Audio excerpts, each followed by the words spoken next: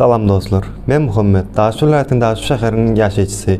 Men häzirki wagtda Istanbul şäheriniň Medipol Üniversitetiniň çocuk gelişimi ýagny Child Development bölüminiň 1-nji ýyl talebi.